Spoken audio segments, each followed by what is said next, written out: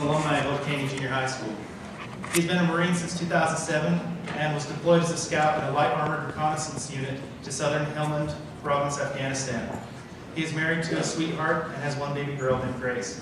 It's my pleasure to introduce Mr. Brandon Coffey.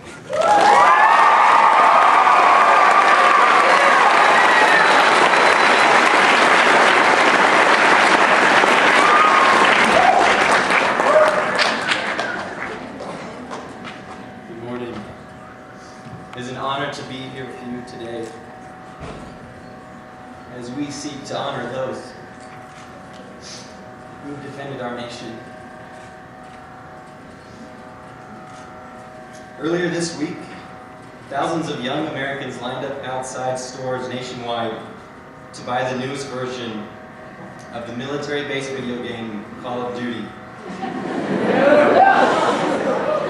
However, we are here today to recognize those who have answered the real call of duty.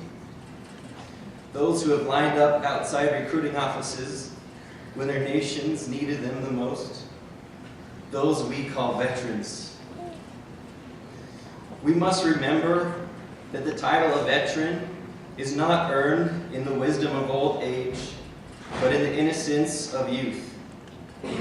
Your grandfathers were not much older than you are now, when they swore to defend our nation against fascist Europe and Imperial Japan, but they heard the call of duty and they answered it.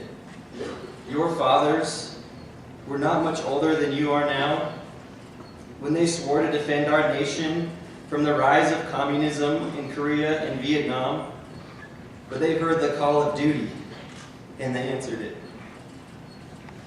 Your brothers and sisters were not much older than you are now, when they swore to defend our nation from terrorism, but they heard the call of duty and they answered it.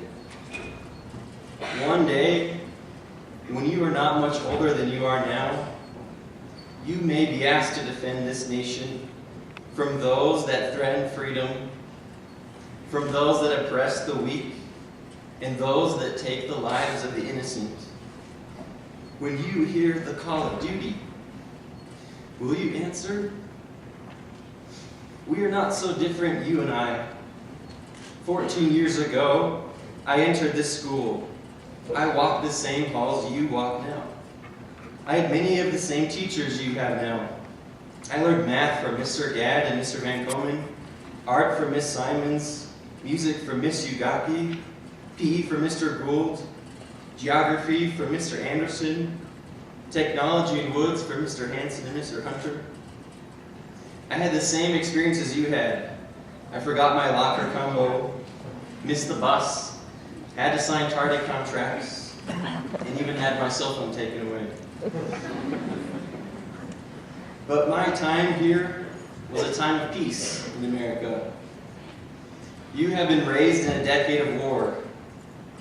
Most of you were probably too young to remember a time when there was relative peace in the world. However, you've always known peace in America. Thanks to the veterans around the world, your life has gone on as normal. But the veterans has not, for there is no such thing as an unwounded soldier. On this day, we reverence those that have given the ultimate sacrifice. The sons and daughters whose lives were cut short, who will never know the joys of old age.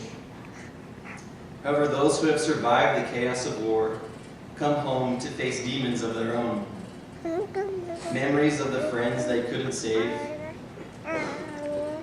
in the attempt to find stability in a society that doesn't quite understand. The veterans of today's war are all around you. They return home and quietly carry on with their normal lives. They bag your groceries, fix your cars, and build your homes. They are your doctors, your neighbors, your college students, and if you're lucky, your substitute teacher. For the most part, you will never hear of their acts of bravery, their moments of fear, or the friends they lost. Those that return home from war rarely talk about it, while those that have never been there can't stop. They are quick to give opinions about what has really gone over there and what we should be doing. Since returning home from Afghanistan, I've often heard people say, "Why don't we let Afghanistan solve their own problems? Or we should just strengthen our borders and not worry about the rest of the world." We would do well to remember the words of the philosopher John Stuart Mill, who wrote, "War is an ugly thing, but not the ugliest of things. The decay and degraded state of moral and patriotic feeling, which thinks that nothing is worth war, is much, much worse. A man who has nothing for which he is willing to fight, nothing he cares about more than his own personal safety, is a miserable creature, who has no chance of being free unless made and kept so by the exertions of better men than himself." We cannot turn our backs on the world's problems and hope for world peace. We cannot think that the freedom of others is not worth fighting for when it was others who fought and died for ours. It is my personal belief that this war is worth fighting, not because I love war, but because I love freedom. However, I fear that the duration of this, America's longest war, has diluted the brutality of combat for our rising generation. Rarely a day has gone by since I started working here that a student hasn't happily asked how many people I've killed. Have we forgotten the value of human life? No one ever asked the names of those we lost, but only the numbers we destroyed. When a people simply shrug about what happens to people in war, it breaks the bond between all people. When did we stop valuing each other?